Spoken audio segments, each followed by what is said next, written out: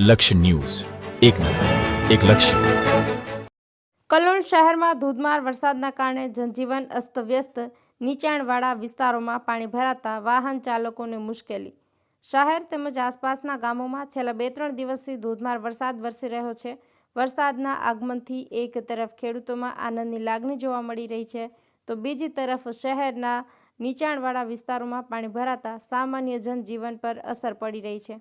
શહેરના station road, tower ચોક, ખૂની બંગલા, 4 રસ્તા, કોબરા સર્કલ અને આંબેડકર સર્કલ વિસ્તારમાં ઘૂંટણસમાં પાણી ભરાઈ ગયા છે, જેના કારણે વાહન ચાલકો અને રાહદારીઓને ભારે મુશ્કેલીઓનો સામનો કરવો પડી રહ્યો છે. રસ્તાઓ પર પાણી ભરાતા ટ્રાફિક જામી જતા લોકો સમયસર તેમના સ્થળે પહોંચી શક્યા નથી. વરસાદને કારણે કલોલના મુખ્ય બજારો પણ સુમસામ જણાઈ રહ્યા છે. લોકો જરૂરી કામ સિવાય ઘરના બહાર નીકળવાનું ટાળી રહ્યા છે. હવામાન વિભાગે આગામી દિવસોમાં વધુ વરસાદની આગાહી કરી છે. લક્ષ્ય ન્યૂઝ, સંજય નાયક.